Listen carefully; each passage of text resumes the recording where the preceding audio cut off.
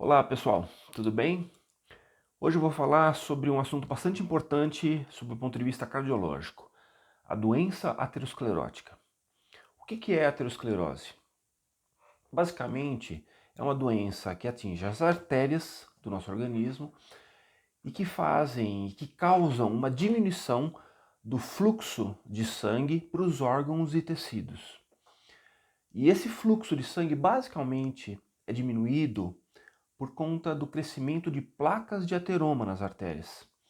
As placas que são provocadas pelo acúmulo de gordura e que, com o passar do tempo, vão crescendo, podendo ocluir ou subocluir uma artéria de qualquer parte do organismo. Qualquer obstrução que acontecer vai levar a célula a um processo de isquemia, ou seja, se a artéria está obstruída ou subocluída, vai diminuir ou parar o fluxo de sangue oxigenado para esse lugar, para essa região. Então a artéria começa um processo de sofrimento, a célula começa um processo de sofrimento, que é o processo de isquemia, e com o passar do tempo, ela não sendo nutrida, ela morre, ela entra em necrose. Isso basicamente é a manifestação clínica que a aterosclerose provoca no organismo. Quais que são as principais causas? Em primeiro lugar, o erro alimentar, o erro de dieta.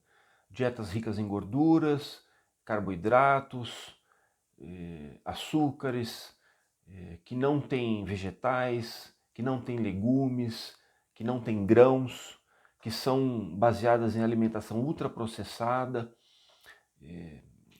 bastante fritura. Esse é o tipo de alimentação que provoca o processo aterosclerótico. Uma outra causa é o tabagismo, talvez uma das principais causas, porque ele diretamente lesa a parede vascular, a parede da artéria, por conta de todas as substâncias nocivas que o cigarro tem. Uma outra causa é a hipertensão arterial. A hipertensão arterial, basicamente, ela faz com que o sistema cardiovascular trabalhe num nível de pressão muito mais alto do que o adequado. Isso acaba lesionando as paredes arteriais.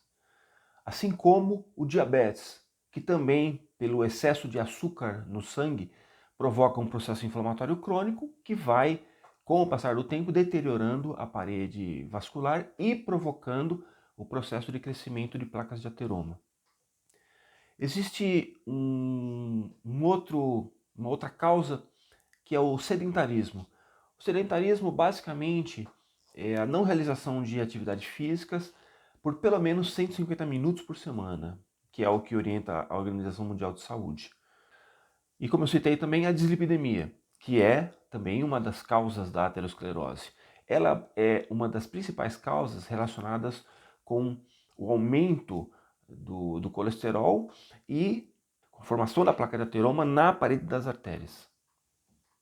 A fisiopatologia da aterosclerose, quer dizer, a explicação orgânica da doença aterosclerótica, ela se divide em 4 fases.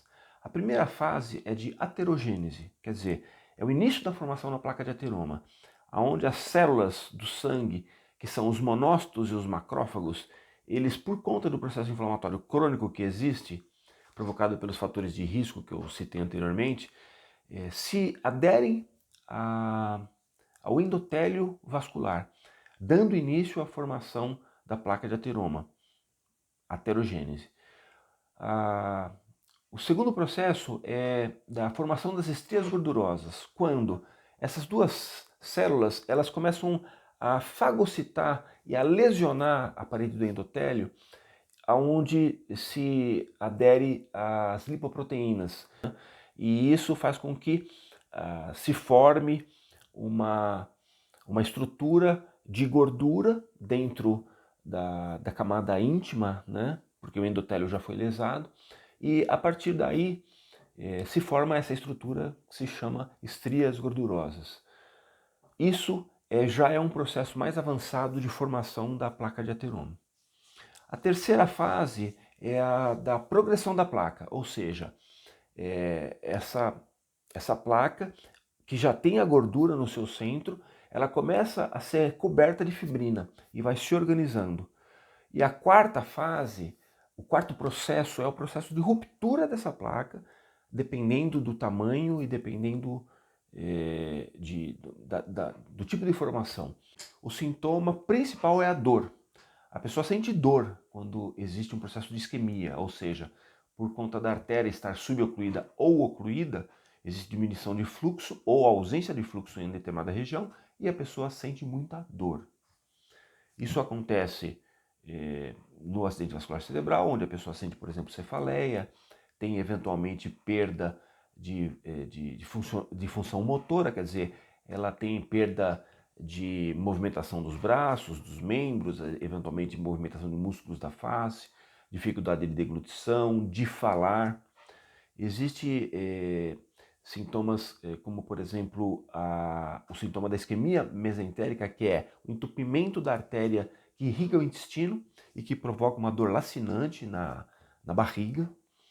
Insuficiência coronariana, que é provocada pela placa de ateroma, e acontece a dor precordial, que é aquela dor característica em opressão, que vai irradiando para os braços, que dá náuseas, vômitos, sudorese fria, agitação psicomotora, palidez cutânea.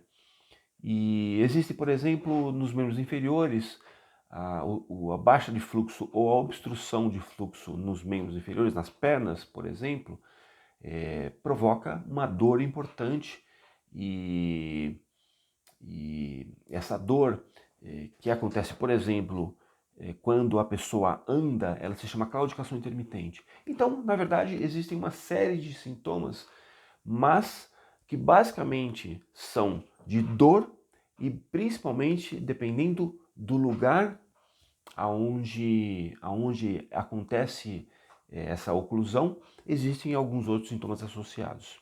O tratamento basicamente consiste em evitar que as placas continuem crescendo. E isso se dá pela prevenção.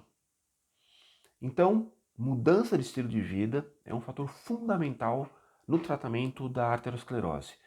A pessoa, se é sedentária, começar a fazer atividade física, se ela fuma, parar de fumar, se ela tem uma dieta muito rica em gorduras e carboidratos, melhorar essa dieta, diminuindo a ingesta desses alimentos e aumentando a ingesta de verduras, legumes, frutas, hortaliças, grãos integrais, diminuindo muito a ingesta de alimentos ultraprocessados.